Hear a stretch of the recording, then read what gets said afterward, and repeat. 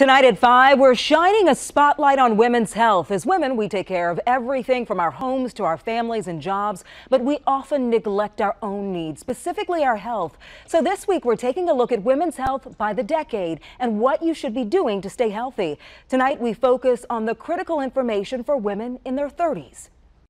The dreaded annual exam. As women, we know we need it, but often put it off. That typically consists of a breast exam and a pelvic exam.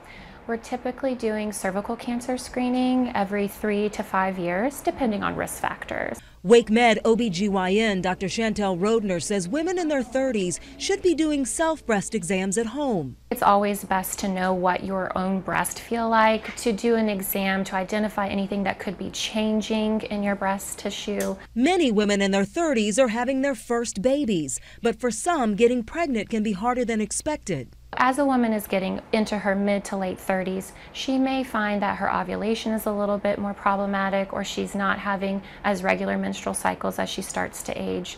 So we start thinking about those problems around the mid-30s. While 30-somethings are often juggling demanding jobs and busy homes, Dr. Tamina Adnan says now's the time to learn to manage the stress that comes with it, that can lead to heart problems, poor sleeping habits, and more health issues down the road. Do they need to see a counselor? Do we need medications? At that point, do they need to see me more often, or what we need to do? Also, know your numbers, such as maintaining a healthy weight and normal blood pressure, 120/80.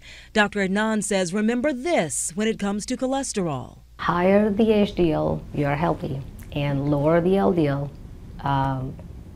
you're healthy as well. And vaccines aren't just for children. Women in their 30s should know the date of their last Tdap that guards against tetanus, diphtheria, and pertussis, or whooping cough. It's strongly suggested during pregnancy. Once it's done, you're good for 10 years, and you will only need a booster if something happens, you have a scratch or you're in an accident.